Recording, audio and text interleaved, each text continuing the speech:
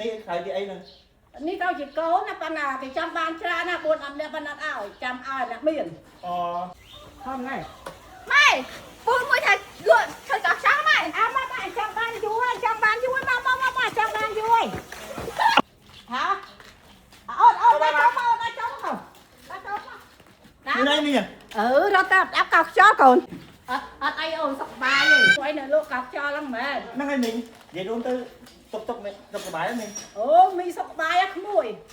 មើលផ្ទះមីងទៅអត់ខ្វះឲ្យលុយចាយរបស់ហូបអត់ខ្វះទេអូនល្អអញ្ចឹងហើយនេះខៅពីអីហ្នឹងនេះទៅជាកូនណាប៉ុន្តែគេចាំបានច្រើនណា4 អំអ្នកប៉ុណ្ណឹងឲ្យចាំឲ្យអ្នកមានអូហ្នឹងហើយក្មួយនៅសោក្មួយឯងលោកប្រដាប់កោកចោលមែនហើយឲ្យមីសុំមកឈុតមកអីហើយឯងមានអីមិនខ្ញុំឈុតអញ្ចឹងចុះមីងត្រូវការអាហ្នឹងណាត់អីអញ្ចឹងឥឡូវខ្ញុំឲ្យឈុតនេះណាឲ្យមកឈុតចឹងមានដល់ក៏តែខ្ញុំគេឈុត9រៀលគេចំណាយចាប់ហ្មងហើយខ្ញុំឲ្យមកឈុតនិយាយរួមទៅនេះនិយាយរួមទៅចាស់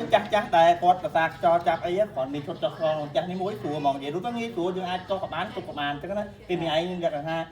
សាខ្យល់ឲ្យកូនចៅគ្រាន់តែយើងយកប្រេងនេះលាបកន្លែងណាដែលយើងចង់កោះអញ្ចឹងណាហើយតោះមកយើងយកជាមួយនឹងអាកែវហ្នឹងអោបបន្សាច់ឲ្យតោះនឹងច្បាច់ចឹងដើម្បីវាជាប់ខ្លាចជើងណាជាប់អញ្ចឹងហើយតោះមកយើងអូសទៅវិញទៅមកអញ្ចឹងហើយយើងអាចយកទៅម៉ាស្សាបានទៀតលក្ខណៈដូចលក្ខណៈថាយើងម៉ាស្សាអញ្ចឹងយើងដ